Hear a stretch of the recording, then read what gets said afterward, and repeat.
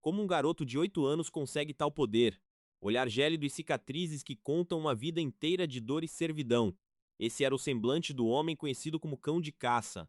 Sob o brilho implacável do luar, Vikir aguarda o beijo da guilhotina, cercado por guardas que tremem diante de sua aura, mesmo acorrentado. O aço desce com um som ensurdecedor, selando uma traição imperdoável feita por aqueles a quem ele dedicou cada gota de seu sangue. Mas o fim é apenas o prelúdio de uma vingança que atravessará o tempo, enquanto o patriarca de cabelos brancos assiste ao espetáculo. A imagem de uma fera infernal marca seu último suspiro consciente, e o sangue transborda, preenchendo o vazio da morte de um guerreiro. Nisso, tudo escurece, mas o destino decide que o cão ainda tem dentes para cravar na garganta de seus antigos mestres. Algo extraordinário acontece. O silêncio da morte é subitamente rasgado por um choro agudo e o calor de lençóis limpos em um quarto que cheira a berçário. Vikir desperta e a confusão toma conta de seus sentidos ao ver fileiras de berços, ocupados por pequenas criaturas indefesas e barulhentas. Seus olhos vermelhos brilham com uma consciência ancestral que nenhuma criança deveria possuir. Ele está de volta ao início de tudo. O imponente castelo dos Baskerville se ergue contra o céu noturno, a mesma prisão dourada onde sua primeira vida de sofrimento começou. Berços de ferro alinham o salão frio, onde bebês são tratados como meros experimentos genéticos para manter a supremacia da linhagem de sangue. Hugo Le Baskerville caminha pelo corredor como um deus apático, julgando a utilidade de cada criança com apenas um olhar carregado de desprezo. Ele para diante das amas de leite, sua voz saindo como uma lâmina afiada ao proclamar que não vê nenhum talento especial ali. Com um desdém que gela a espinha, o patriarca declara que desta vez só há lixo reunido no berçário e vira as costas. No entanto, algo chama sua atenção e ele para bruscamente, seus olhos de predador focando em um ponto específico na escuridão do quarto. O olhar de Hugo se crava no pequeno Vikir, sentindo uma pressão estranha vinda de um ser que deveria ser apenas carne frágil. Sem demonstrar emoção, ele ordena que os guardas levem todos os bebês para o perigoso berço das espadas no dia seguinte para o teste. O bebê de olhos vermelhos observa cada movimento do pai, o ódio fervendo silenciosamente sob sua pele infantil enquanto ele planeja o futuro. O homem que ordenou sua execução está a poucos centímetros, mas Vikir sabe que agora ele precisa ser paciente e esperar sua hora. Ele entende que o jogo da vida começou de novo e as peças agora estão sendo movidas por um mestre que conhece o final. Em sua vida passada, Vikir foi moldado para ser a arma definitiva dos Baskerville, um bastardo treinado nas sombras para assassinatos e infiltrações. Ele viveu cercado por cadáveres e montanhas de ossos, fazendo o trabalho sujo que a aristocracia se recusava a tocar com suas mãos. O mordomo de cabelos brancos era um dos poucos que via sua utilidade, mas mesmo ele sabia que cães velhos são sempre sacrificados. Sua mão segurava a espada com uma devoção que beirava a loucura, buscando desesperadamente um reconhecimento que nunca viria daqueles que o desprezavam. A lealdade de Vikir foi sua maior fraqueza no passado, transformando-o em uma ferramenta descartável após décadas de serviço fiel e batalhas sangrentas. O punho se cerra com a memória da injustiça, jurando que nesta vida ele será aquele que segura a correia e a lâmina. Ele olha para o bebê ao lado com uma frieza calculista, ciente de que a competição dentro deste clã começa antes mesmo do desmame. O pequeno protagonista analisa suas limitações físicas atuais, frustrado por estar preso em um corpo que mal consegue sustentar o próprio peso.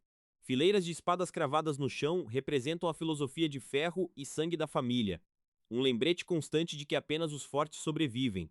Vikir aceita o desafio e começa a preparar sua mente para a primeira grande provação que definirá seu status dentro daquela hierarquia cruel. O lendário rio Stygia é o destino final deste teste, uma torrente mística que promete transformar a pele das crianças em puro aço. O ancião de barba observa o fluxo das águas sombrias, sabendo que muitos não retornarão daquelas profundezas que exigem um sacrifício de dor. Um corpo pequeno é visto caído no chão, um lembrete brutal de que a falha nos Baskerville é punida com o esquecimento eterno. O rosto do jovem Vikir se contrai em determinação, seus olhos refletindo a superfície da água que em breve testará sua vontade inabalável.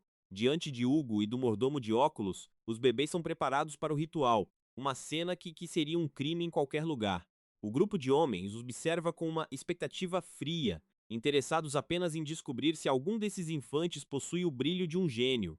Vikir é arremessado nas águas geladas e a escuridão o engole instantaneamente, mas ele não luta contra o fluxo, ele o abraça. Submerso, Ele sente a magia do rio tentando rasgar sua carne, um processo de endurecimento que faria um homem adulto chorar de dor. Ele mantém a boca fechada e a mente focada, usando técnicas de respiração de sua vida passada para extrair cada gota de benefício. Na superfície, o tempo passa e os adultos começam a se inquietar, pois o tempo normal de submersão já foi superado há muito. O garoto de olhos vermelhos flutua no abismo líquido, permitindo que a essência do Stige penetre em seus ossos e fortaleça sua medula. O mordomo Barrymore ajusta os óculos, surpreso com a falta de movimento na superfície, enquanto Hugo observa com um interesse que beira a desconfiança. Os minutos se arrastam e a tensão no ar torna-se quase sufocante, com todos esperando que o bebê emerja morto a qualquer momento. Mas Vikir decide ir além, mergulhando mais fundo para monopolizar a bênção do rio pelo maior tempo que seu corpo infantil puder suportar. A água se infiltra em cada corte e cicatriz latente de sua alma, selando seu destino como uma armadura biológica indestrutível e poderosa. Ele suporta a agonia rindo internamente, lembrando-se de como na vida anterior foi impedido de receber esse poder total por seus irmãos. De repente, ele tosse e libera as últimas bolhas de ar, mas seu coração continua batendo com uma força rítmica e quase sobrenatural. O rosto do pequeno mestre brilha sob a água, uma imagem de determinação que assustaria qualquer um que pudesse ver aquela cena bizarra. Bolhas sobem à superfície como pérolas de uma aposta ganha, marcando o recorde absoluto que acaba de ser quebrado por um recém-nascido. Uma mão mergulha na torrente e agarra o pé de Vicky, puxando para fora antes que o rio o tome para sempre. Hugo segura o filho pelos calcanhares e encara o pequeno ser que parece estar mais vivo do que quando entrou naquelas águas malditas. O patriarca solta uma gargalhada curta e seca, surpreso ao ver que o garoto não apenas sobreviveu, mas parece ter bebido o rio. Ele entrega o bebê ao mordomo, comentando com um sorriso sinistro que talvez um filho ganancioso tenha finalmente nascido em sua linhagem. O olhar de Vikir cruza com o do pai e a eletricidade do ódio é quase palpável, um presságio de que o mestre criará seu carrasco. O pequeno mestre é levado de volta, mas sua mente já está trabalhando no próximo passo, aproveitando cada milissegundo para fortalecer sua nova base. Ele sabe que o caminho à frente é longo, mas o alicerce de ferro que ele construiu hoje será a ruína dos Baskerville. Sombras de lobos negros parecem segui-lo pelos corredores, como se a própria morte estivesse curiosa sobre esse novo predador que acaba de despertar. O lobo ruge em sua mente, pedindo sangue e justiça, e Vikir promete que não deixará nenhuma dívida sem ser paga nesta jornada. Uma silhueta escura observa o berçário de longe, sentindo que algo mudou na ordem natural das coisas dentro daquela fortaleza de pedra. O destino foi reescrito no momento em que Vikir abriu os olhos pela primeira vez, e o mundo logo sentirá o tremor de seus passos. A noite cai sobre a propriedade e o silêncio é absoluto, mas o perigo nunca dorme onde o poder é a única moeda. Uma presença maligna se infiltra no quarto dos bebês, movendo-se com a sutileza de um espectro que busca silenciar uma ameaça crescente. Vikir percebe a mudança no ar antes mesmo de qualquer som ser ouvido. Seus instintos de cão de caça nunca o abandonaram.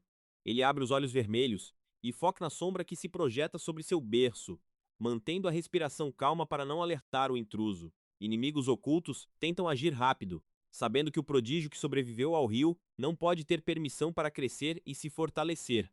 O berçário torna-se o palco de uma tentativa de assassinato covarde, onde o alvo é um bebê que já viveu 1000 batalhas. Uma mão enluvada deixa uma pequena caixa de vidro sob os lençóis de Vikir, agindo sob as ordens de uma das madames da casa.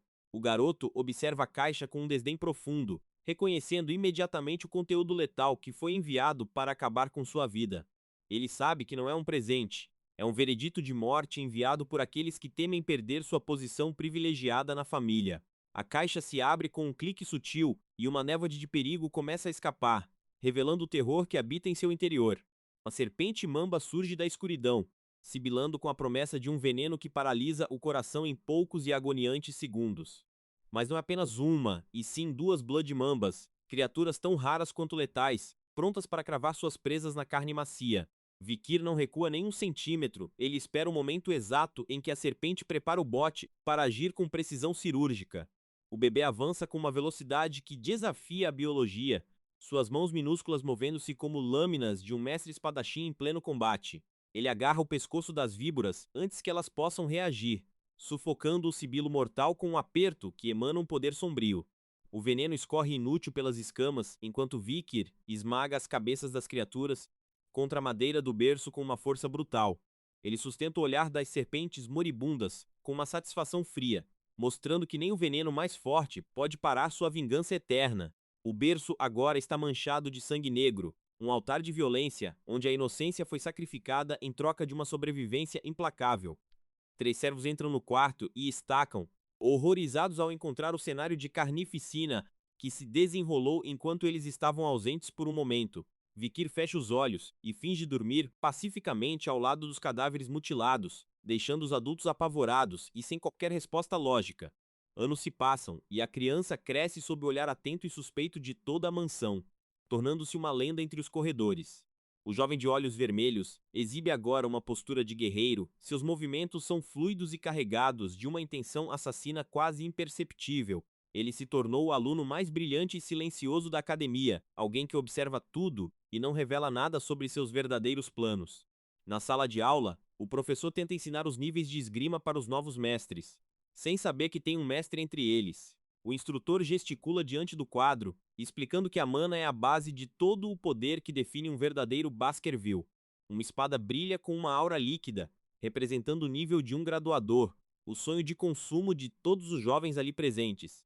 Mas quando a aura se torna sólida e moldável, o nível de mestre de espada é alcançado, um patamar que poucos humanos conseguem tocar. Os alunos exclamam maravilhados, desejando um dia alcançar tal glória, mas Vikir permanece em silêncio, sua mente já está muito além disso. Ele sabe que Hugo já é um mestre neste ponto da história, o que torna sua missão de assassinato uma tarefa quase impossível. O professor percebe a distração de Vicky e ajusta os óculos, comentando que o jovem mestre parece estar perdido em pensamentos profundos novamente. Vikir foca no agora, ciente de que precisa recuperar seu poder original antes da cerimônia de maioridade que se aproxima rapidamente no calendário. Ele calcula quantos anos de treinamento intenso serão necessários para finalmente ter a força para arrancar a cabeça de seu próprio pai. Nisso, três jovens loiros entram na sala com sorrisos de escárnio, exalando a arrogância típica daqueles que nasceram em berço de ouro puro. Um deles empurra Vikir rudemente, querendo testar a paciência do garoto, que todos dizem ser um gênio especial da nova geração talentosa. Eles o cercam como hienas, zombando de seu status de bastardo e desafiando-o a provar que os boatos sobre sua força são reais. O líder do grupo se aproxima com um olhar de desprezo, cuspindo palavras venenosas enquanto tenta intimidar o protagonista que permanece imóvel e calmo. Vikir os reconhece imediatamente. São os trigêmeos conhecidos como Tridente de Hugo, os mesmos que o atormentaram cruelmente em sua vida passada. Eles riem e se vangloriam de serem um ano mais velhos e mais fortes, ignorando completamente o monstro que acabaram de encurralar no canto. O cerco se fecha e o clima na sala de treinamento torna-se pesado, com os outros alunos recuando para não serem pegos no conflito. De repente, um dos loiros puxa uma faca de treinamento, mas com a ponta afiada, quebrando as regras sagradas de segurança da academia familiar. Ele encosta a lâmina no pescoço de Vikir, exigindo saber se a lenda do corpo de aço do rio Estige é verdade absoluta. Os irmãos o incentivam a cortar, rindo da situação perigosa, enquanto Vikir apenas observa a lâmina com um tédio profundo e quase insultante. O agressor pergunta se ele morrerá se for esfaqueado, sua voz carregada de uma crueldade infantil que não conhece limites ou empatia básica. Vikir pensa em como as crianças podem ser cruéis, mas decide que talvez seja a hora de brincar um pouco com suas novas presas. Ele mantém a calma enquanto a mão do bully treme, a tensão aumentando até que o primeiro movimento brusco é finalmente feito por eles. O loiro decide que a humilhação será maior se ele o forçar a implorar, e os irmãos se preparam para rir da fraqueza.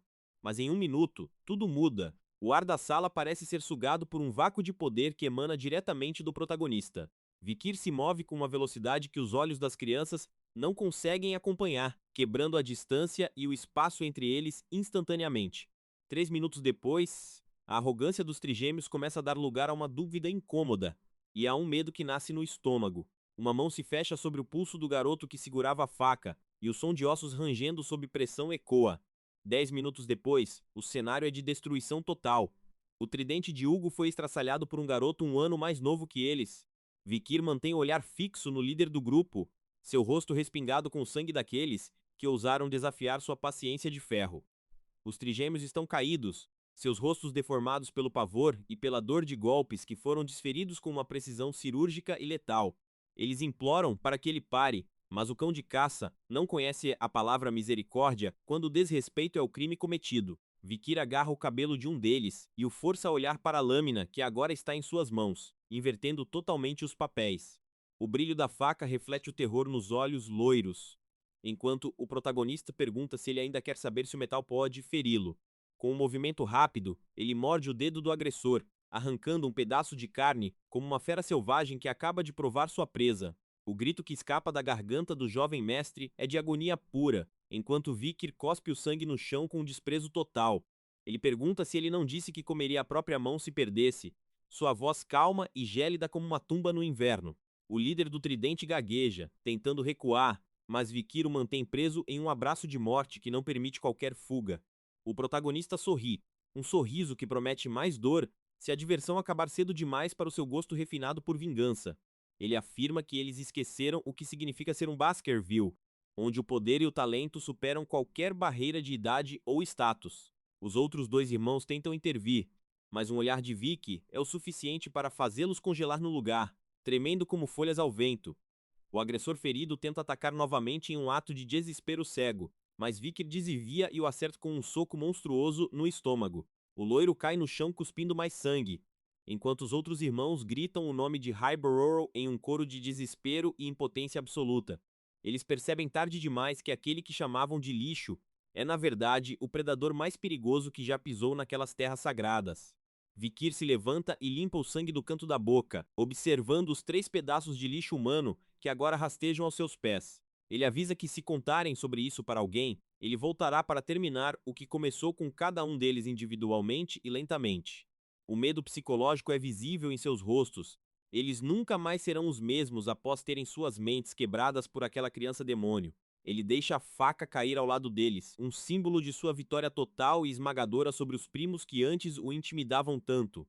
Vikir caminha em direção à saída, sua silhueta projetando uma sombra longa e ameaçadora, que parece engolir todo o corredor iluminado pela tocha.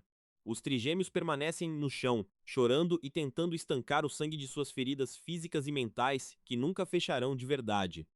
O mordomo Barrymore observa a cena de uma distância segura, seus olhos brilhando por trás das lentes ao ver o nascimento de um monstro.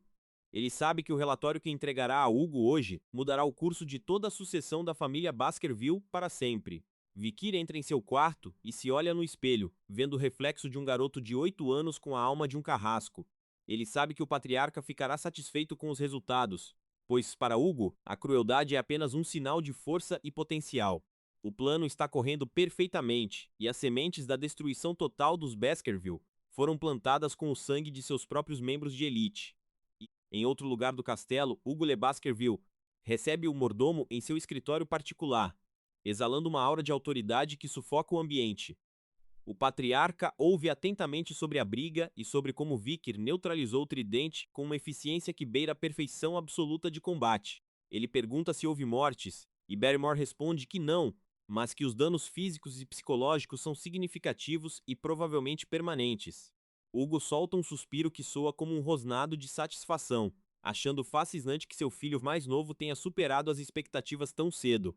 Ele ordena que tragam Vikir à sua presença imediatamente, querendo ver com os próprios olhos o brilho daquele diamante bruto e mortal.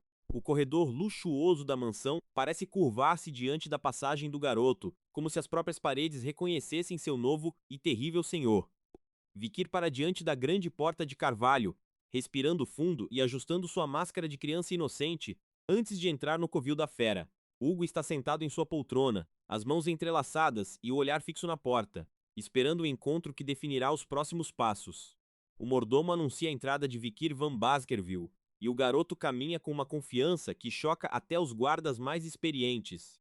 O patriarca sorri, um gesto raro e perigoso, comentando que o garoto cresceu muito desde a última vez que o viu no rio Estige.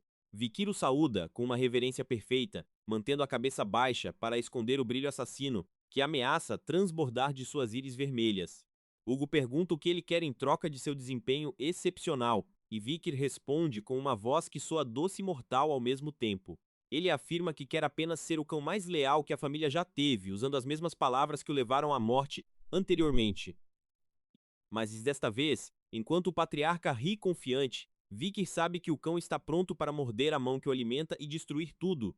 O patriarca vai direto ao ponto e menciona o tridente, os trigêmeos que Vikir neutralizou com uma brutalidade que chocou toda a linhagem Baskerville. Hugo não fala de feridas na carne, mas sim da destruição completa do espírito daqueles garotos, algo que Barrymore testemunhou de perto. Os trigêmeos, antes orgulhosos, agora são sombras quebradas que nem sequer conseguem olhar uns para os outros. Sua coordenação lendária virou pó. Vikir apenas sorri, aquele tipo de sorriso calmo que você veria em um santo, mas que esconde o abismo de um demônio. Hugo questiona se o garoto não sente um pingo de culpa por ter transformado seus próprios irmãos em bonecos de trapo totalmente inúteis. Mas a resposta de Vikir corta o ar como uma guilhotina. Como mais forte poderia estar errado? A força é a única verdade. Hugo relata que os irmãos vieram antes dele, clamando que o perdoariam graciosamente, testando a reação do pequeno monstro à sua frente. O sorriso de Vicky se alarga, carregado de um deboche silencioso por aqueles que ousam falar em perdão sem ter o poder necessário. Uma memória surge, a filha de uma família arruinada que se tornou freira apenas para oferecer perdão aos pés do carrasco Hugo. Para os Baskerville, o perdão não passa de uma mentira patética inventada pelos fracos que não têm o poder para buscar vingança. O olhar de Hugo se incendeia com um brilho maníaco ao reconhecer em seu filho mais novo a mesma filosofia de ferro e fogo. A fraqueza é o único pecado imperdoável neste mundo, e Hugo gargalha porque Vicky parece ter compreendido isso antes de todos os outros. Satisfeito, o patriarca ordena a Barrymore que recompense o garoto, permitindo que ele pegue qualquer lanche que desejar no depósito de alimentos. Vikir age como uma criança curiosa por um segundo, seus olhos vermelhos brilhando enquanto ele aceita o prêmio com uma reverência perfeita. Ele pede por chocolate, um pedido simples que faz Hugo rir, achando que finalmente encontrou um traço de infância naquele garoto sombrio. O menino se retira do salão, caminhando sob o olhar atento do mordomo, enquanto o plano de vingança ganha novos contornos em sua mente. Hugo dá um último aviso, antes da porta se fechar, chamando de filho pela primeira vez. Uma honra manchada de sangue alheio. Barrymore o guia pelos corredores gelados da mansão. Ainda processando como uma criança de 8 anos pode exalar tanta autoridade e perigo.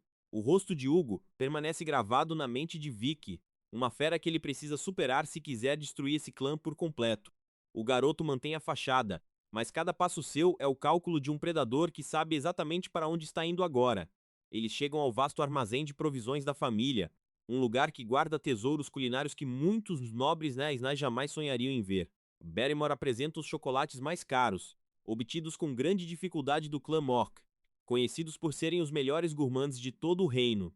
Mas Vikir ignora os doces processados, seus olhos escaneiam as prateleiras em busca de algo muito mais específico e infinitamente mais letal. Os cozinheiros observam com estranhamento enquanto o pequeno mestre descarta as iguarias finas, procurando por algo bruto e sem qualquer refino aparente. Ele aponta para uma saca nos fundos e exige os grãos de cacau puros, aqueles que possuem um aroma tão forte que sufoca. Barrymore fica confuso, pois aqueles grãos são amargos demais para o paladar de uma criança, sendo usados apenas como base para concentrados. Vikir insiste, afirmando que precisa dos grãos que exalam o aroma mais rico, escondendo que eles são conhecidos como grãos sangrentos. O garoto sabe que a pureza desses grãos é o que os torna perigosos, uma arma química disfarçada de alimento para os desavisados. Barrymore observa o mestre pegar a saca, pensando que talvez o garoto apenas tenha um gosto peculiar e amargo como sua própria alma. O mordomo ajusta os óculos, intrigado com a inteligência de Vikir em encontrar uma forma de ter chocolate infinito dentro das restrições do clã. No fundo do armazém, o garoto sorri para a saca, sentindo o peso da ferramenta que garantirá sua sobrevivência no teste que virá. Ele se recusa a ter os grãos processados pelos chefes, decidindo levar tudo como está para o seu quarto, sob o olhar perplexo de todos. Com a saca nos ombros, ele caminha de volta. Cada grão ali dentro representa a morte certa para qualquer criatura de linhagem canina. Nisso, o cenário muda para as montanhas geladas, o território onde os filhotes de lobo são testados até que apenas os mais cruéis sobrevivam. A educação dos Baskerville é um verdadeiro moedor de carne, forçando crianças a escalarem picos íngremes assim que aprendem a dar os primeiros passos. Para endurecer o espírito, eles são obrigados a dormir abraçados a cadáveres de monstros, sentindo o cheiro da morte desde a mais tenra idade. Agora, aos 8 anos, Vikir e seus pares enfrentam a avaliação intermediária, o rito de passagem que separa os predadores das presas. No sopé da montanha Le Rouge Linoir, Um grupo de jovens candidatos se reúne sob a supervisão de um instrutor implacável. Pavlov Van Baskerville se apresenta, um homem cuja aura exala o perigo de um cão das sombras veterano em centenas de batalhas. Ele explica as regras desse jogo mortal. Sobreviver por um mês inteiro em um ecossistema infestado de criaturas que anseiam por carne. Os pontos são distribuídos pela sobrevivência, mas o verdadeiro prestígio vem de caçar monstros grandes e fortes, provando o valor do sangue Baskerville. Pavlov mostra o distintivo que cada um deve carregar, um alvo nas costas que pode render pontos extras para quem ousar roubá-lo. As crianças ouvem atentamente, sabendo que qualquer erro ali não resultará apenas em nota baixa, mas em uma morte dolorosa e solitária. Um garoto de cabelos azulados observa os outros com desdém, sentindo-se superior por sua linhagem direta, enquanto os demais tremem de puro pavor. Ele sussurra para seus companheiros que a sobrevivência individual é impossível, tentando formar uma aliança para dominar o território da Montanha Gelada. O foco volta para um estudante de cabelos encaracolados que parece ser o alvo das conversas maldosas do grupo de alunos loiros, mas ele ignora as provocações, mantendo a calma enquanto Pavlov continua a descrever os perigos das áreas restritas onde ninguém deve ousar entrar. Os alunos loiros o cercam, rindo e o chamando de lixo, sem saber que o verdadeiro monstro está apenas esperando o momento certo. Pavlov interrompe a algazarra com um olhar gelado, lembrando a todos que a arrogância é o primeiro passo para o túmulo de um espadachim. O mapa da montanha é projetado, mostrando áreas subjugadas e o território desconhecido, onde a morte espreita em cada sombra das árvores secas. O instrutor reforça que os cães das sombras estarão escondidos na floresta, avaliando cada movimento e cada gota de sangue derramada pelos candidatos. Um dos alunos sussurra sobre os feitos de Vikir, mencionando o tempo recorde no rio Estige e o assassinato das serpentes no berço. A lenda do garoto de olhos vermelhos já se espalhou, gerando tanto medo quanto inveja entre aqueles que se acham os verdadeiros herdeiros. O grupo de loiros ri, duvidando que um garoto que passou 7 minutos no rio consiga sobreviver à fúria real de um monstro. Vikir permanece em silêncio, sua mente processando o mapa e localizando os pontos estratégicos que ele conhece de sua vida passada como batedor. Ele sabe que a montanha lhe ruge, ele no ar, guarda segredos que nem mesmo Pavlov e os cães das sombras ainda descobriram. Enquanto isso, o garoto de azul foge de 3 lobos gigantes, provando que o treinamento teórico não serve de nada contra presas reais. Pavlov observa de longe, desapontado com a performance daqueles que deveriam ser a elite, mas que agora correm como ratos assustados. Uma figura encapuzada surge entre as árvores, um observador silencioso cuja única função é relatar o fracasso ou o sucesso dos jovens mestres. O observador foca em Vikir, curioso para ver se as histórias sobre o gênio prodígio são reais ou apenas boatos inflados pela mansão. O garoto começa a se mover, mas em vez de correr para o combate, ele caminha calmamente em direção a uma área de solo macio. O sol começa a se pôr e a montanha se torna um labirinto de sombras e uivos que gelam a espinha de qualquer um. Vikir ignora o perigo iminente e começa a cavar um buraco, agindo de forma tão bizarra que o observador começa a duvidar de tudo. Ele parece estar construindo um abrigo improvisado, algo que um covarde faria para se esconder durante todo o mês da avaliação especial. O observador sussurra para si mesmo que talvez o gênio dos Baskervilles seja apenas um garoto esperto que sabe como se esconder. Dito isso, ele decide observar um pouco mais, esperando que Vikir mostre alguma técnica de espada, mas o garoto continua focado em tarefas domésticas. Enquanto os outros alunos lutam por suas vidas contra feras selvagens, Vikir está ocupado colhendo galhos secos para fazer uma pequena fogueira.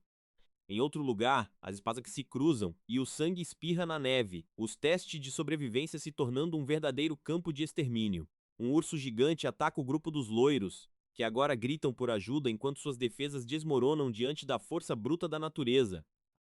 Vicky, por outro lado, termina seu buraco e se deita, olhando para o céu estrelado com uma tranquilidade que beira a insanidade total. O observador encapuzado rende os dentes, sentindo que está perdendo seu tempo, monitorando um garoto que não tem intenção de lutar. Ele se pergunta se Hugo realmente viu algo nesse menino, ou se foi apenas uma ilusão causada pelo ritual do rio Estige. Frustrado, a figura das sombras decide se retirar para procurar candidatos que realmente estejam demonstrando habilidades de combate dignas do nome Baskerville. Assim que a presença do observador desaparece, o olhar de Vikir muda instantaneamente. O brilho da criança some e o carrasco desperta por completo. Ele sabe que o tempo de observação acabou e que agora pode agir sem que as técnicas secretas que conhece sejam reveladas precocemente. O garoto se levanta, sacudindo a poeira das roupas, e saca uma pequena faca que brilha sob o luar com um reflexo sanguinário. Ele não estava se escondendo, estava apenas esperando a plateia sumir para que a verdadeira caçada começasse sem testemunhas inconvenientes. Vikir caminha em direção ao coração da área restrita, o lugar onde monstros de rank B e A habitam nas profundezas da floresta. Ele conhece o cheiro do medo e o cheiro da presa, e algo grande está se aproximando, algo que faz o chão tremer levemente.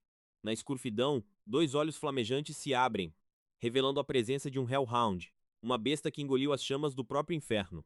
O monstro ruge, as chamas dançando em seu corpo negro enquanto ele encara o pequeno humano que ousou invadir seu território proibido.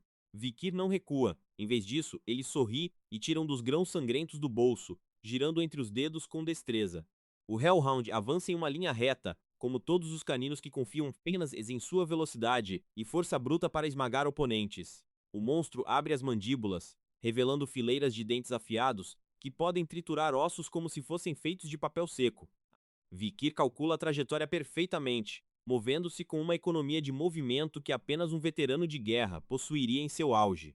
Ele desvia do ataque por milímetros, sentindo o calor das chamas da besta lamber sua pele, enquanto o grão sangrento voa pelo ar.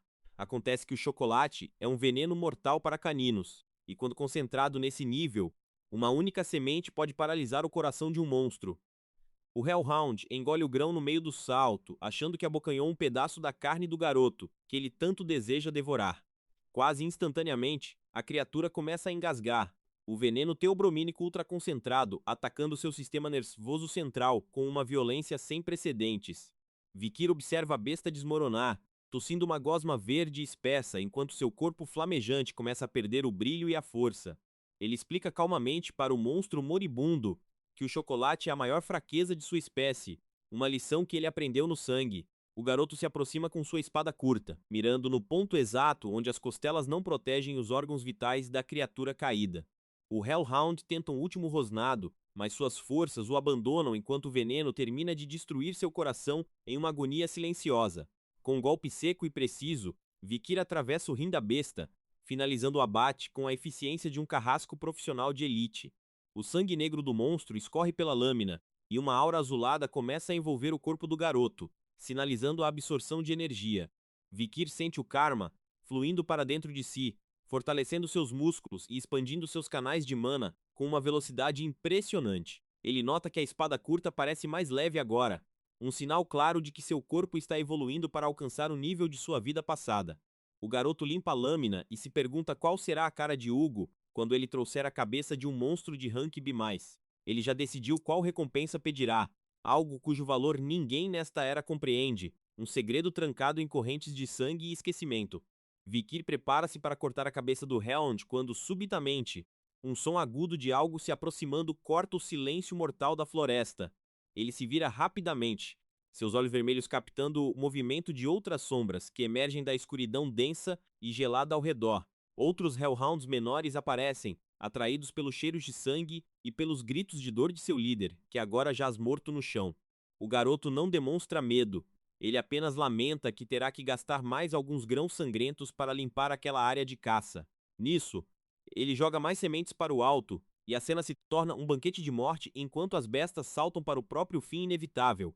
Vikir dança entre os corpos que caem, sua técnica de espada fundindo-se com o veneno para criar uma sinfonia de destruição absoluta e silenciosa. Quando o último Hellhound para de se debater, o garoto suspira, sentindo a fadiga de um corpo de 8 anos tentando conter uma alma gigantesca. Ele se senta perto da fogueira que fez mais cedo, o brilho das chamas refletindo em seus olhos que nunca piscam diante da morte. O silêncio retorna à montanha Lerouge et Lenoir, mas é um silêncio pesado, como se a própria floresta estivesse prendendo a respiração. Vikir percebe algo estranho nos corpos dos monstros menores. Eles não vieram apenas por vingança, eles pareciam estar fugindo de algo maior. Ele olha para as profundezas da área restrita, para além do território onde os cães da sombra se atreveriam a patrulhar durante a noite. Um rugido triplo ecoa, um som que não pertence a este mundo, fazendo as árvores ao redor estremecerem e as folhas secas caírem. Vikir reconhece aquele som imediatamente. É o hálito do inferno, o guardião das almas que nunca deveriam ter retornado do abismo. Uma silhueta massiva surge entre os troncos carbonizados. Três cabeças enormes babando uma energia purpúrea que corrói o solo macio onde pisam.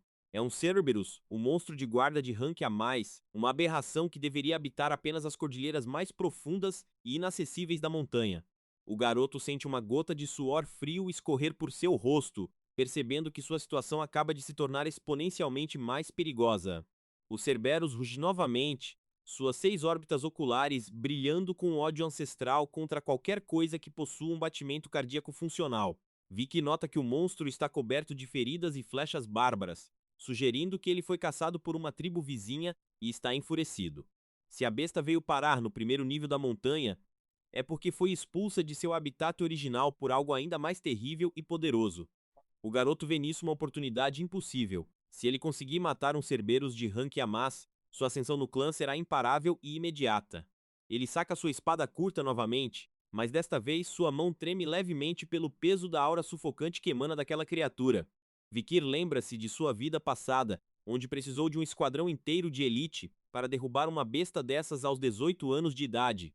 Agora, ele é apenas um garoto de 8 anos com uma espada de treinamento e alguns grãos de cacau envenenados contra o Watchdog.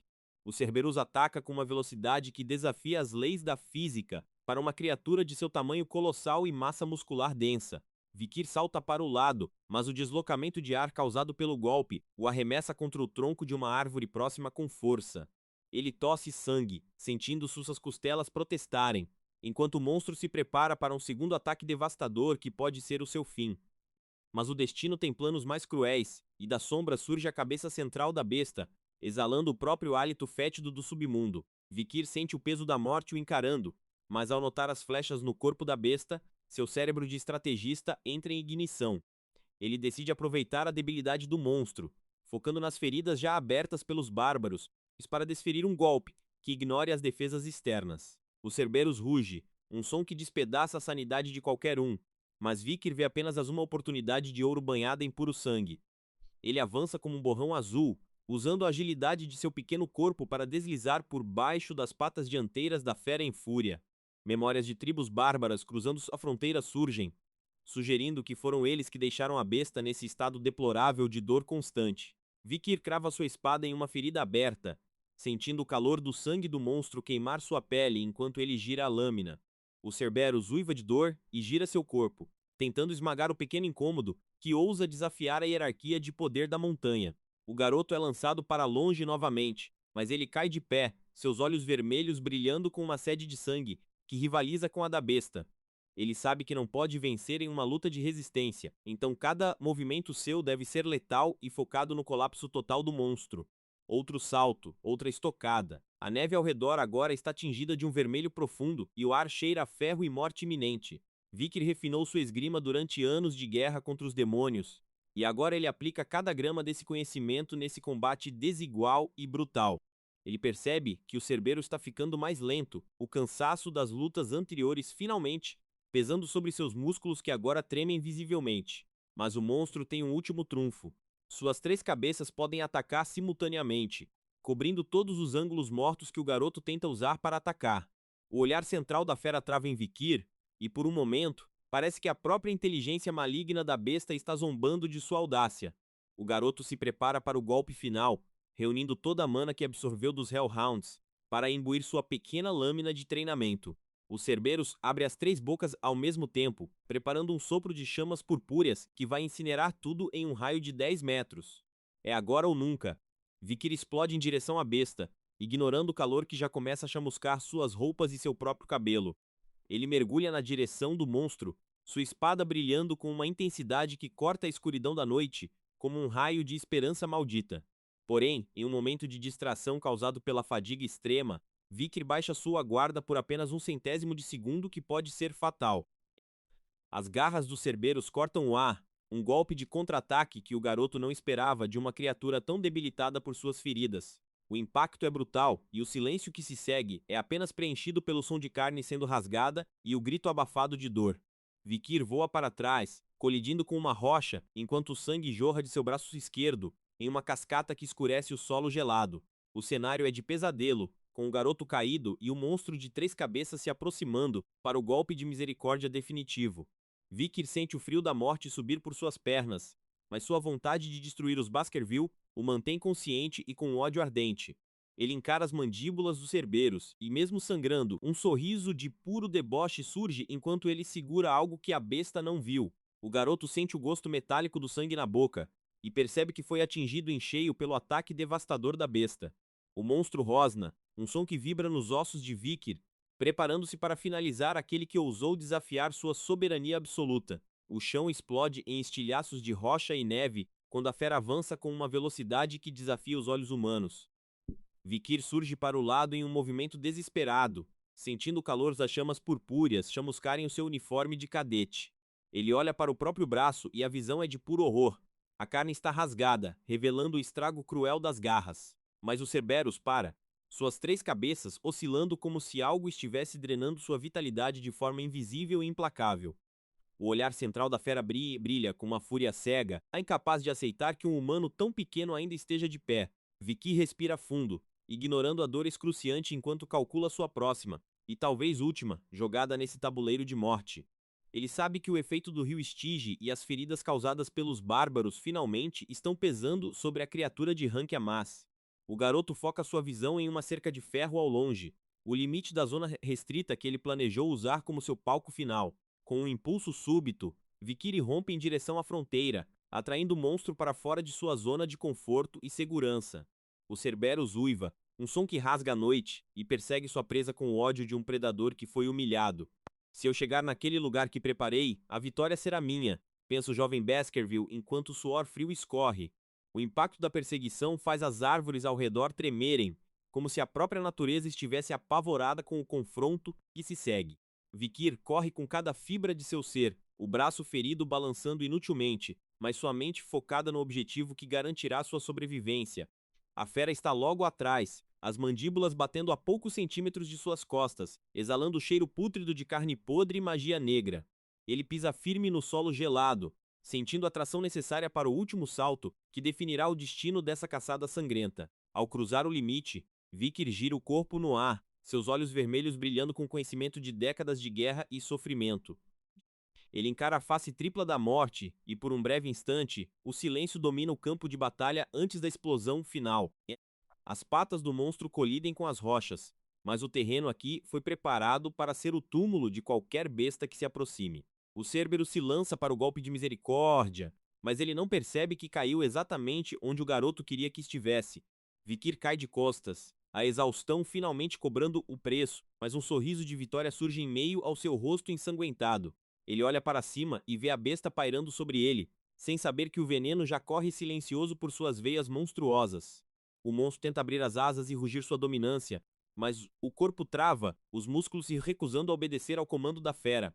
Vikir observa a agonia do gigante, sabendo que as lanças de madeira escondidas fizeram seu trabalho com uma precisão cirúrgica e letal. O Cerberus começa a desmoronar, o sangue negro jorrando de suas feridas abertas, enquanto a vida se esvai por entre os dedos do garoto. Cada cabeça da fera olha para Vikir com uma mistura de pavor e incompreensão, incapazes de entender como foram derrotadas por uma criança. O silêncio finalmente retorna à montanha, quebrado apenas pelo som pesado do monstro, caindo como um saco de pedras no chão. Vikir se levanta lentamente, limpando o sangue do rosto, enquanto contempla o corpo da criatura que choca a todos com seu tamanho. Mas algo chama sua atenção nas profundezas da escuridão. Um par de olhos brilhantes observa a cena de forma predatória e calma. A criatura sombria se aproxima, revelando-se como um habitante das trevas que esperava o momento certo para coletar os restos do combate. Vikir não recua. Ele sabe que nesta montanha, a fraqueza é um convite para a morte e ele não pretende ser a próxima refeição. Ele encara a nova ameaça, sua mão buscando qualquer arma improvisada que tenha restado, após o confronto brutal com os Cerberus. O ser das sombras rosna, mas hesita ao ver o olhar gélido do garoto, um olhar que carrega o peso de 1000 execuções passadas. Vikir entende que o perigo ainda não acabou e que a verdadeira recompensa desta caçada está escondida logo à frente dele. Com um movimento rápido, ele finaliza a pequena ameaça, demonstrando que mesmo ferido, ele é o predador mais perigoso daquelas montanhas geladas. O corpo da criatura cai sem vida, servindo apenas como um aviso para qualquer outro monstro que ouse se aproximar do território conquistado. Vikir agora foca na lança de madeira que foi a chave para sua vitória admirando a simplicidade de uma arma tão eficaz contra gigantes. O sangue dos Cerberos tinge a madeira, criando um contraste bizarro com a pureza da neve que começa a cair sobre o local. Ele se lembra das lições de sua vida anterior, quando aprendeu sobre a toxicidade extrema de certos elementos naturais encontrados no território inimigo. O garoto sabe que a astúcia é sua maior aliada contra a força bruta dos Baskerville e dos monstros que eles tanto temem enfrentar. O cadáver dos Cerberos começa a emanar uma energia residual, humana se dispersando no ar frio enquanto o ciclo da vida termina. Vikir ignora o cansaço e começa a caminhar, seus passos pesados marcando o início de uma nova fase em sua jornada de vingança. Ao longe, vultos desconhecidos observam a destruição, sussurrando sobre o prodígio que acaba de realizar o impossível diante dos seus olhos. Mas o garoto não se importa com as opiniões alheias. Ele tem um destino a cumprir e nada vai detê-lo de alcançar o topo. Seus pés o levam até a entrada de uma caverna escondida, o lugar que o Cerberus protegia com tanto zelo e ferocidade mortal. O ar que sai da abertura é quente e cheira a minerais antigos, indicando que algo de valor inestimável repousa em suas profundezas. Vikir entra na escuridão, sua silhueta sumindo entre as paredes de pedra enquanto ele avança rumo ao desconhecido com total confiança. O eco de seus passos ressoa na caverna, um som rítmico que parece contar os segundos para uma descoberta que mudará tudo. Ele sente a presença de mana densa, o tipo de energia que só existe em lugares intocados pelo tempo e pela ganância humana. O garoto para por um momento, fechando os olhos para sintonizar seus sentidos com as vibrações que emanam do coração da montanha. Ele sabe que está prestes a encontrar algo que a família Baskerville levaria décadas para descobrir se ele não estivesse ali agora. A luz começa a mudar, tons avermelhados refletindo nas paredes úmidas da caverna, revelando veios de rubi que brilham como sangue fresco. Mais adiante, ele avista figuras que não deveriam estar ali, restos de exploradores que falharam em sua busca pelo poder absoluto. Vikir foca sua visão em uma gema vermelha gigante que repousa sobre um pedestal, o centro de toda a energia do local sagrado. A pedra pulsa, com uma luz hipnótica, convidando o garoto a tocá-la e reivindicar o poder que reside em seu núcleo ardente. Ele estende a mão, sentindo o calor emanar da gema, uma sensação que queima através do frio que domina o seu corpo ferido. Ao tocar a pedra, uma visão atravessa sua mente, revelando segredos antigos sobre a linhagem Baskerville e os demônios que eles enfrentaram. Ao lado de um pedestal sombrio, ele encontra um esqueleto sentado, sua postura de quem aceitou a morte após uma luta longa e sem esperanças. Vikir examina os restos mortais, percebendo que aquele homem foi um guerreiro de elite, alguém que buscava o mesmo poder que ele agora. O crânio parece olhar diretamente para ele, um lembrete silencioso de que o caminho da força é pavimentado com os ossos dos fracos. Entre as mãos do esqueleto, há um pedaço de papel amarelado, uma carta final escrita com o último suspiro de uma alma atormentada. Vikir lê as palavras gravadas com sangue seco, sentindo a dor e o arrependimento que o autor deixou para trás como um legado pesado. A carta fala de dois irmãos, Caim e Abel, que entraram nesta dungeon juntos, mas permitiram que a ganância destruísse o laço fraternal para sempre. Eles encontraram a gema, mas o enigma final exigia um sacrifício que nenhum dos dois estava disposto a aceitar de forma justa, culminando em tragédia. O garoto entende a fúria que levou à tragédia. O enigma dizia que ao entrar, eram dois, mas para sair, apenas um poderia carregar o fardo do poder. Ele olha para a gema novamente, percebendo que a prova final não era de força bruta, mas de discernimento e controle sobre os próprios desejos. A escrita antiga brilha com um tom rosa, revelando a solução que os irmãos falharam em enxergar em meio à sua fúria cega. A visão dos irmãos em silhueta lutando ressoa na mente de Vikir, um aviso sombrio de que a linhagem Baskerville sempre foi amaldiçoada pelo conflito interno. O enigma era simples e brutal.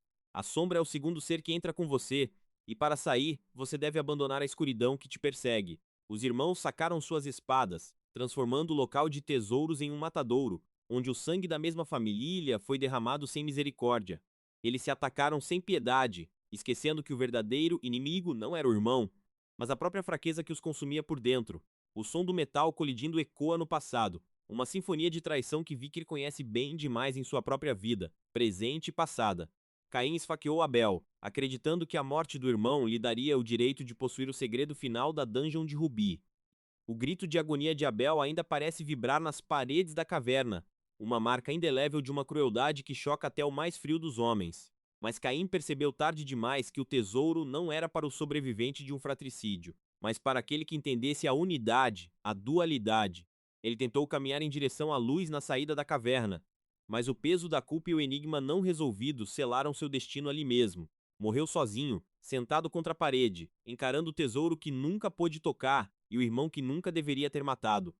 Vikir suspira, sentindo um desprezo profundo por aqueles que permitem que as emoções turvem sua visão tática e seus objetivos maiores. Ele foca na gema novamente, sabendo que ele é diferente, não tem um irmão para trair, nem uma sombra que não possa controlar. O esqueleto de Caim parece apenas poeira diante da determinação de Vikir, que se prepara para reivindicar o que é seu por direito. Ele olha para o crânio uma última vez, uma despedida fria para um homem que foi um completo canalha com o próprio sangue e pagou o preço. A poeira sobe quando Vikir se move, o ar na câmara se tornando pesado com a expectativa de que o enigma finalmente será resolvido. O garoto veste sua determinação como uma armadura, seus olhos vermelhos fixos na relíquia, que promete mudar o curso de sua história. O cristal de rubi vibra, sentindo a presença de um Baskerville que não carrega a hesitação ou a loucura que destruiu os outros antes dele. Vikir entende agora. O enigma não era sobre sacrifício físico, mas sobre a dualidade entre o homem e sua própria sombra predadora. Ele dá as costas para o passado, focando no futuro onde será o único a ditar as regras desta nova vida que recebeu. Ao aplicar a lógica correta, o cristal começa a trincar, a gema vermelha quebrando-se para revelar o que estava oculto por séculos em seu interior. Vikir observa com fascínio enquanto a casca de rubi desmorona, liberando uma energia que faz todo o seu corpo vibrar em ressonância. Os pedaços caem no chão como vidro quebrado, revelando uma forma que emana um poder sombrio e quase sufocante para qualquer ser vivo. Uma aura vermelha explode na câmara, cristais flutuando no ar, enquanto a verdadeira forma da relíquia começa a se manifestar diante dele. O ar ao redor de Vikir se torna eletrizado, a mana de Beelzebub reconhecendo o novo mestre que possui a linhagem correta para despertá-la. Ele observa a transformação, sentindo que este é o momento em que ele deixa de ser apenas um sobrevivente para se tornar um conquistador. O garoto estende a mão para a energia que se condensa, uma força que promete devorar seus inimigos e fortalecer sua própria alma ferida. Das profundezas do rubi surge uma espada sombria e vermelha, uma lâmina que parece ser feita de sangue solidificado e ódio puro e cristalino. A espada Beelzebub brilha com uma intensidade maligna, sua forma mudando conforme interage com o mana que emana de Vikir no centro da câmara. Runas antigas começam a brilhar na superfície da lâmina, selando um pacto que ligará a arma ao destino do jovem Baskerville para sempre. Vikir segura a empunhadura, sentindo uma conexão imediata, como se a espada fosse uma extensão natural de seu próprio braço e de sua vontade. De repente, a imagem de um inseto gigante vermelho surge na mente de Vikir, a verdadeira forma do demônio que originou aquela lâmina maldita. Milhões de monstros sombrios parecem sussurrar em seus ouvidos, prometendo poder em troca de uma sede de sangue que nunca poderá ser saciada. Ele vê a silhueta das 7 calamidades que assolam o mundo, percebendo que agora detém o poder de uma delas em suas mãos pequenas. Uma mulher guerreira do passado surge em uma visão, lutando contra o grande inseto Beelzebub em uma batalha que quase destruiu o continente inteiro. A besta foi acorrentada e selada pelos ancestrais Baskerville, transformada em uma ferramenta de destruição para aqueles que fossem dignos de usá-la. A espada vibra, respondendo ao toque de Vikir, faminta por sangue e pronta para retomar seu lugar como a soberana absoluta dos campos de batalha. Agora você é minha, sussurra o garoto, sentindo a lâmina absorver parte de sua própria dor e transformá-la em uma energia letal e focada. Vicky move a espada, o aço cortando o ar com um som que parece o grito de 1000 almas condenadas ao sofrimento eterno nas trevas. O poder de Beelzebub começa a fluir pelo seu braço, curando as feridas abertas e substituindo a fraqueza por uma força que choca a todos. Ele olha para sua mão, onde a marca da espada começa a se fundir com sua pele, transformando o garoto em um híbrido de homem e arma. A fusão é dolorosa, mas Vikir não emite um único som. Ele aceita a agonia como preço necessário para obter a força de que tanto precisa. A espada Beelzebub agora faz parte dele, pronta para ser invocada a qualquer momento para estraçalhar aqueles que ousarem cruzar o seu caminho. Ele observa as runas em seu braço, sentindo a fome da espada por mana e por novas habilidades que ela possa devorar de seus oponentes caídos.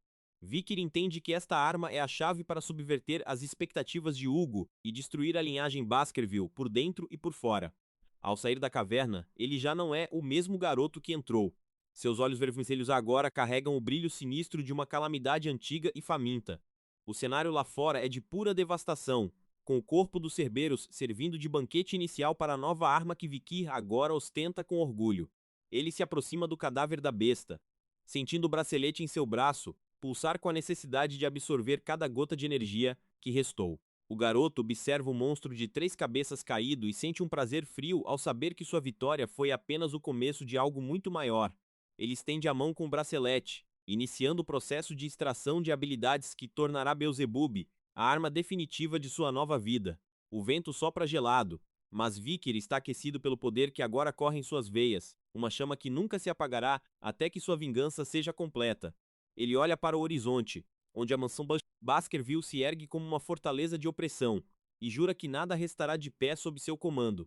O garoto caminha em direção ao cadáver, cada passo demonstrando uma confiança que não pertence a uma criança de apenas 8 anos de idade. O bracelete brilha intensamente ao entrar em contato com o sangue dos Cerberus, as veias vermelhas da relíquia se agitando como tentáculos famintos e letais.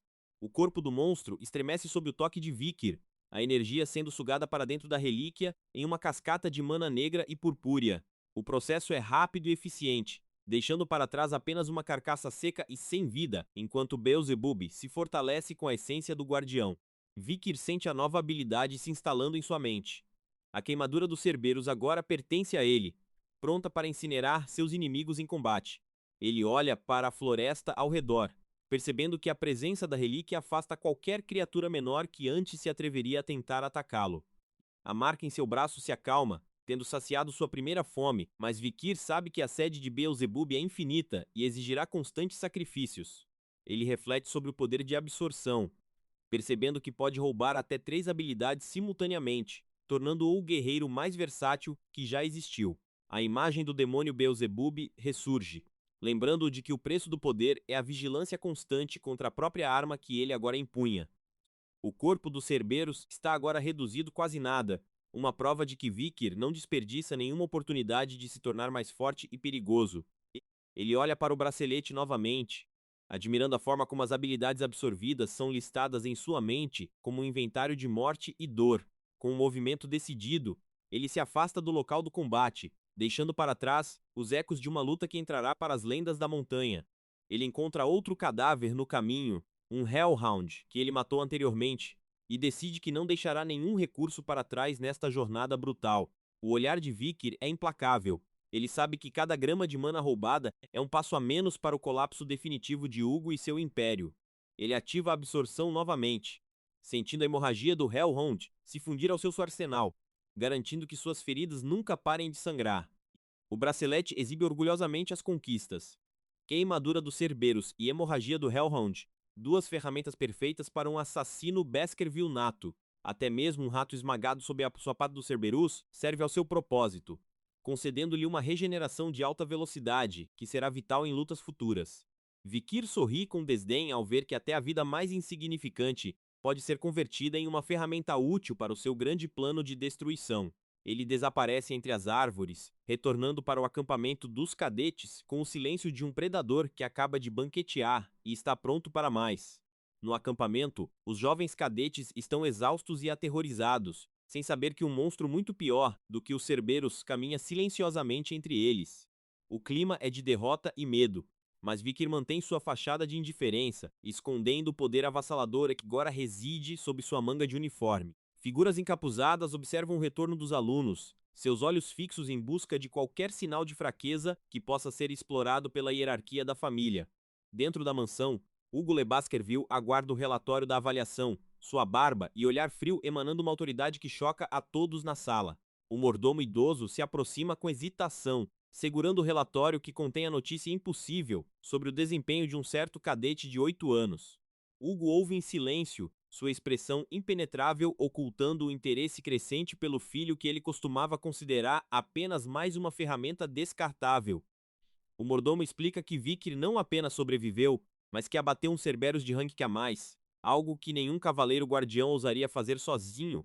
Hugo reflete sobre a audácia do garoto, percebendo que a linhagem Baskerville acaba de produzir algo que desafia toda a lógica de sua existência cruel. Ele pergunta sobre os meios utilizados, e o mordomo revela o uso astuto de veneno e táticas de terreno que humilhariam estrategistas veteranos do Império. Hugo sorri de forma sombria, não se importa com a honra do combate, apenas com o resultado final e a capacidade de destruir qualquer oponente.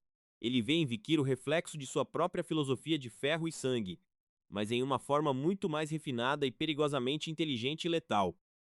O mordomo aguarda as ordens, sentindo que o equilíbrio de poder dentro da família Baskerville está prestes a mudar de forma drástica e violenta. Hugo decide que é hora de testar Vikir novamente, querendo ver até onde a fome desse jovem lobo pode levá-lo antes que ele tente devorar o próprio pai. Vikir Van Baskerville permanece parado, seu olhar vermelho e gélido fixo no homem que um dia o enviou para a morte sem hesitar. Hugo Le Baskerville, o patriarca de ferro, inclina o rosto com uma curiosidade predatória, exigindo saber como um pirralho de 8 anos abateu uma besta de Rancaa. Com uma calma que desafia a lógica, Vikir explica que usou chocolate em sua lança, um veneno letal para monstros canídeos que ninguém ali ousou considerar. O mordomo estremece ao ver que pai e filho mergulham em assuntos de vida e morte, sem sequer um cumprimento formal, percebendo que aquela não é uma conversa entre família, mas um duelo de vontades entre dois monstros. Vikir não demonstra emoção, ele sabe que cada palavra é um movimento em um tabuleiro, onde o checkmate significa a queda de um império. Hugo sorri de forma sombria, satisfeito ao ver que o garoto aprendeu a lição mais importante dos Baskerville. O resultado é a única coisa que importa. Quando questionado sobre por que não respondeu ao mordomo anteriormente, Vikir dispara uma verdade cortante. O mordomo não é o seu mestre.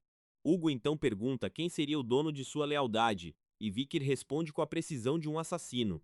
O mestre do clã é o seu mestre. O patriarca gargalha, impressionado com a audácia, e decide que o cadáver dos Cerberus pertence inteiramente ao garoto, além de prometer realizar um desejo. Os olhos de Hugo brilham quando Vikir faz seu pedido. Ele quer entrada livre na biblioteca das 10.000 epístolas, o santuário mais sagrado da família. Vikir sabe que se o pedido for negado, ele terá que se infiltrar. Não vai parar até ter o que precisa em mãos. O silêncio que se segue é sufocante, mas Hugo quebra a tensão com uma gargalhada, permitindo o acesso e algo ainda mais chocante. Ele ordena que Vikir leia a sexta técnica de Baskerville, um nível de poder nunca antes concedido a um filho ilegítimo Van. O garoto mantém a fachada, mas por dentro ele sorri com desdém, pois sabe que Hugo não faz ideia do que ele realmente busca.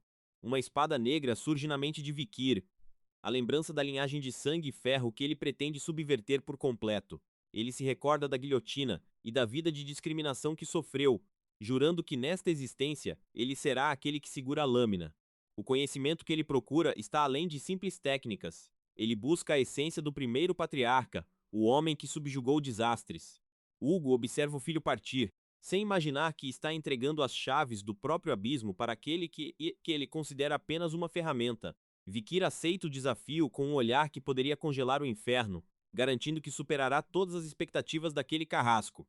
Ao chegar às portas da biblioteca, 2 guardas de elite bloqueiam o caminho, seus olhos ocultos por óculos escuros, exalando uma aura de perigo constante.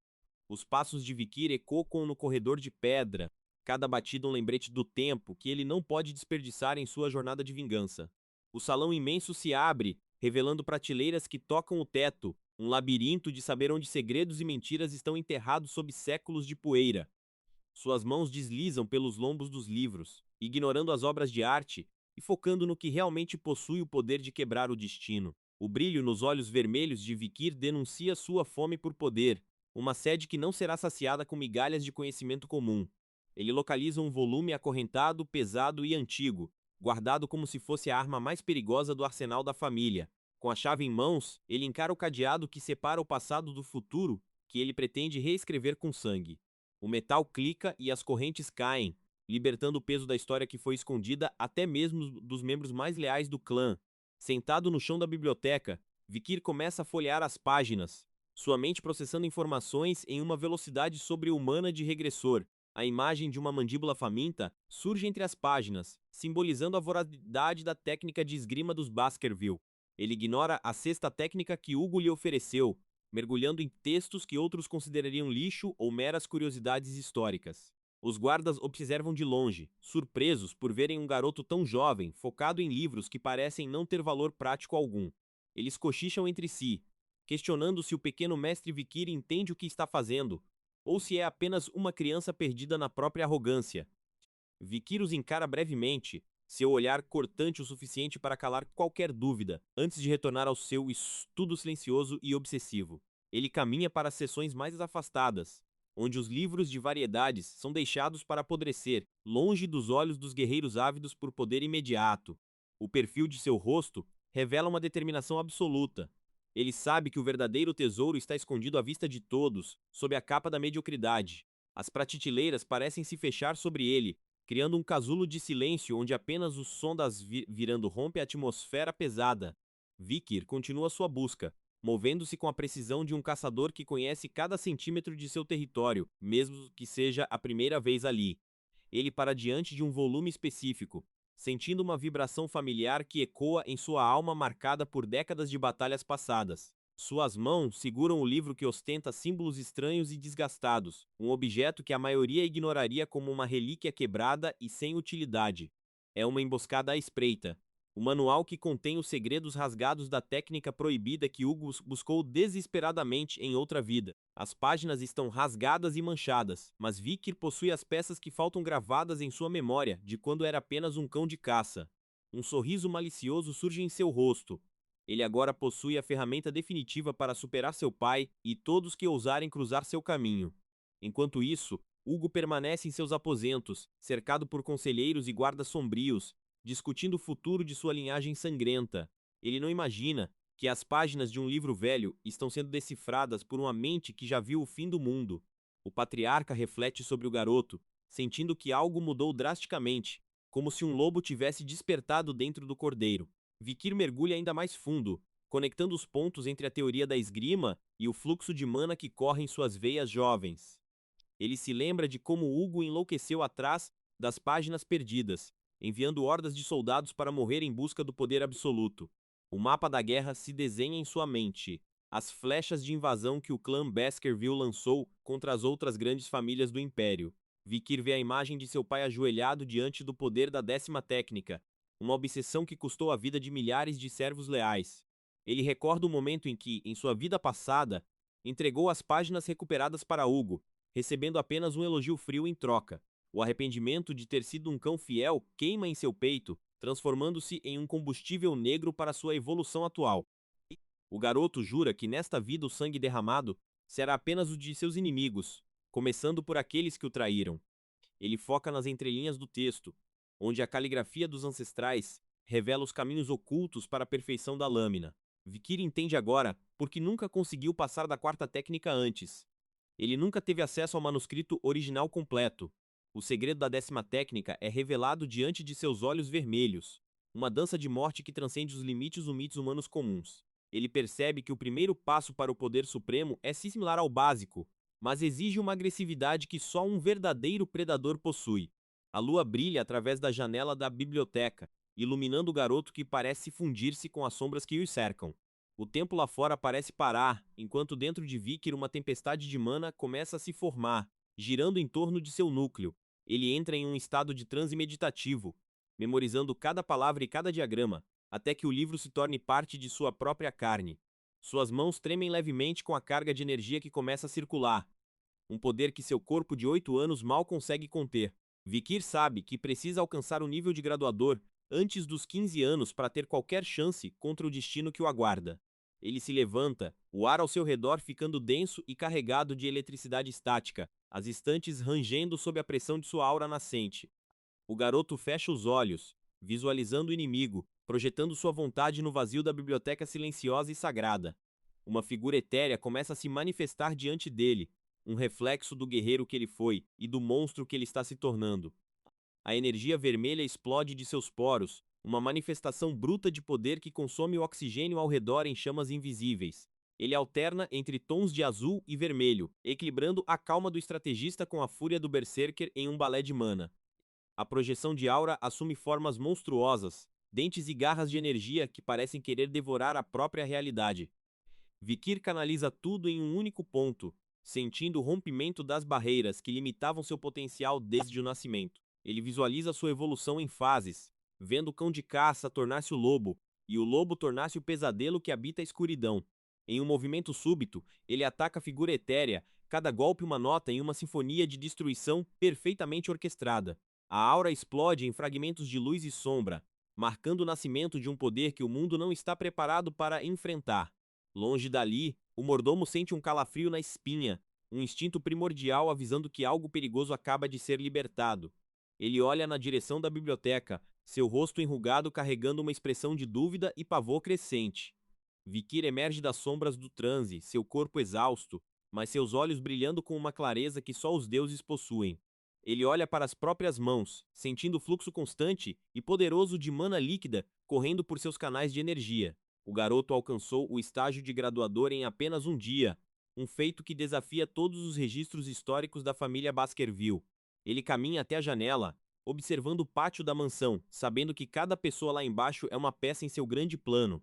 Vikir sabe que a verdadeira força não está apenas na espada, mas na capacidade de enganar e subverter as expectativas de todos. Ele sente uma fúria passageira ao lembrar dos anos perdidos na vida anterior, uma raiva que ele rapidamente converte em foco absoluto. O garoto quase desaba pela exaustão, mas seu espírito de regressor o mantém de pé, impulsionando-o além de qualquer limite biológico. Ele se estabiliza, ajustando sua postura, respirando profundamente o ar frio que entra pela fresta da janela antiga. Um sorriso sombrio cruza seus lábios ao perceber que agora ele pode desenhar o quinto dente de Baskerville, algo impossível antes. Sua mão brilha com uma aura vermelha intensa, uma promessa de que a próxima vez que ele desembainhar uma espada, o chão ficará ensopado. A silhueta do guerreiro que ele se tornou projeta uma sombra imensa na parede, revelando a verdadeira escala de seu poder oculto.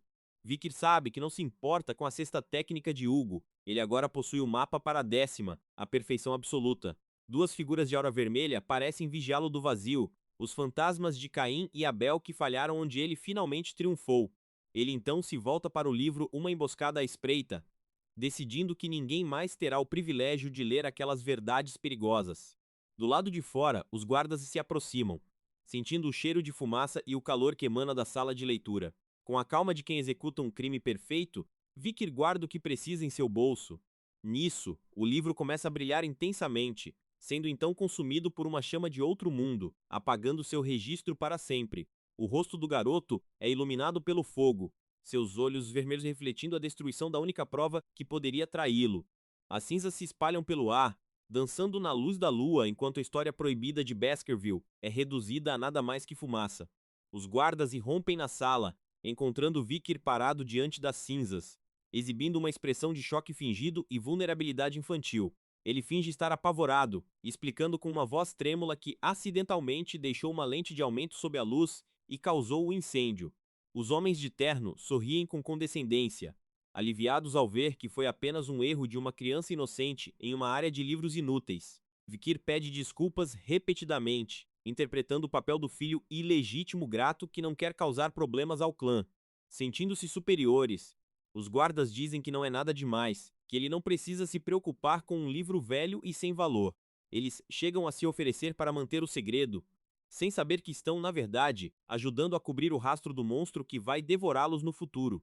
Vikir agradece com um sorriso educado, garantindo que eles serão recompensados por sua bondade e discrição.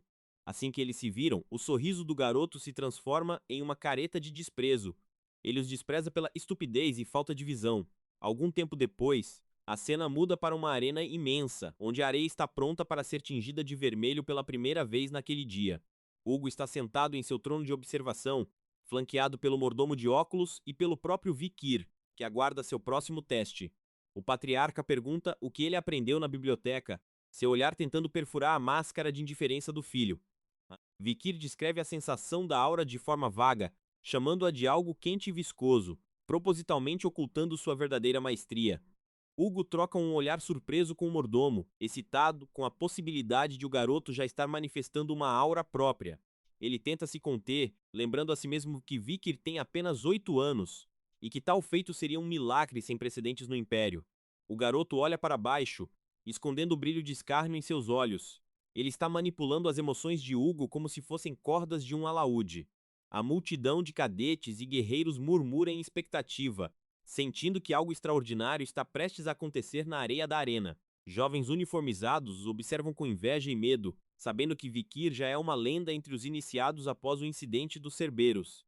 Vikir desce para o centro do Coliseu, empunhando uma espada simples que parece pequena demais para o poder que ele agora carrega. Hugo decide que é hora de testar as habilidades reais do filho e ordena que tragam a criatura preparada especialmente para este momento. O garoto se prepara, sua postura mudando instantaneamente de uma criança frágil para de um predador pronto para o abate definitivo. Um orc maciço é arrastado para a arena, preso por correntes grossas que rangem sob sua força bruta e descontrolada. A fera ruge, seus olhos vermelhos brilhando com uma sede de sangue que faz os cadetes nas arquibancadas recuarem de pavor. Os jovens cochicham que é um exagero enviar um monstro de rank C contra uma criança, acreditando que Vic não sobreviverá um minuto sequer. O orc bufa, a fumaça saindo de suas narinas enquanto encara o pequeno humano, que parece um brinquedo diante de sua estatura colossal. Hugo observa do alto, sem um pingo de remorso, pronto para ver seu filho ser dilacerado ou provar que é digno do sangue Baskerville. As correntes são soltas com um estrondo metálico, liberando a fúria verde que avança contra Vikir como uma avalanche de músculos e ódio. O monstro exibe seus dentes afiados em um sorriso grotesco, antecipando o sabor da carne jovem que está prestes a provar. Vikir não se move até o último segundo, sua mente calculando a trajetória exata do ataque com uma precisão que beira o divino. Com um movimento fluido, ele se esquiva da investida brutal, sua lâmina deixando um rastro prateado que corta o ar com uma nota musical. O olhar do garoto é desprovido de medo. Para ele, aquele orc é apenas um saco de batatas que precisa ser devidamente fatiado. Ele contra-ataca com uma velocidade que os olhos dos cadetes mal conseguem acompanhar, atingindo os pontos vitais da fera com golpes cirúrgicos. A multidão fica em silêncio absoluto. O choque de ver uma criança dominando um orc de rank C congelando as palavras em suas gargantas. O orc ruge de dor e frustração, tentando desesperadamente esmagar o oponente que parece ser feito de sombras e vento. Vikir gira ao redor do monstro, cada passo um exemplo perfeito da esgrima que ele aperfeiçoou em décadas de matança sistemática.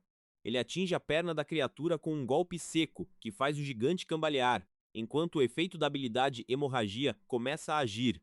O sangue jorra das feridas do orc, recusando-se a estancar, uma cortesia sinistra do veneno do cão infernal que agora corre na espada de Vikir. Outros orcs nas jaulas próximas rugem em agonia, sentindo o terror que emana de seu companheiro que está sendo caçado impiedosamente. Um cadete de cabelos castanhos observa a cena com a boca aberta, incapaz de processar o nível de habilidade que está testemunhando agora. Ele vê o brilho da espada de Vikir e sente que aquele não é o poder de um humano normal, mas algo saído dos pesadelos. Três jovens mestre-espadas no fundo trocam olhares de puro terror, percebendo que sua própria posição no clã está sendo ameaçada por um prodígio. Hugo se inclina para frente, suas mãos apertando o apoio do trono, o interesse em seu olhar transformando-se em uma obsessão sombria. O orc cai de joelhos, o sangue formando uma poça vasta na areia, sua regeneração acelerada completamente anulada pelo poder de Vikir. O patriarca percebe que o garoto não está apenas lutando, ele está humilhando o monstro, demonstrando uma superioridade técnica que beira o insulto. O mordomo idoso limpa as lentes dos óculos, tremendo ao perceber que a aura emanada por Vikir é a de um graduador de verdade. O garoto para diante da fera caída, sua expressão impenetrável enquanto ele prepara o golpe final que encerrará aquele espetáculo de horrores. Ele levanta a espada, a lâmina brilhando com uma intensidade que parece devorar a luz do sol, que incide sobre a arena sangrenta. O metal desce como um raio, atravessando a garganta do orc e quiceando seus gritos para sempre em um golpe de misericórdia cruel. O silêncio que se segue é mais ensurdecedor do que os rugidos da fera. Ninguém ousa respirar diante da demonstração de poder absoluto. O cadáver do orc permanece no chão, um monumento à ascensão de um novo predador, dentro da casa mais perigosa do Império. Vikir limpa o sangue da lâmina em sua manga, voltando-se para Hugo com um sorriso que não alcança seus olhos vermelhos e famintos. O rosto do patriarca é uma máscara de choque. Ele acaba de testemunhar o impossível e não sabe se deve celebrar ou temer o próprio filho. O garoto caminha em direção ao palanque, sua aura ainda vibrando com a adrenalina do combate, desafiando a todos com sua mera presença. Hugo pergunta se ele tem consciência do que acabou de fazer, sua voz carregada de uma autoridade que está prestes a ser testada. O mordomo declara que acabaram de testemunhar o nascimento de um gênio que superará todas as lendas das 7 grandes famílias. Vikir simplesmente responde que o orc era fraco demais e pergunta com um sorriso cínico se não há nada mais forte para testá-lo. Hugo tenta manter a compostura, mas por dentro ele ferve de uma mistura complexa de orgulho e paranoia que define os Baskerville. O patriarca e o mordomo observam o garoto de 8 anos que acabou de matar um orc com facilidade, sentindo que o equilíbrio do mundo mudou. Vikir sustenta o olhar do pai, revelando apenas uma fração da escuridão que habita sua alma, pronto para devorar qualquer um que tente pará-lo.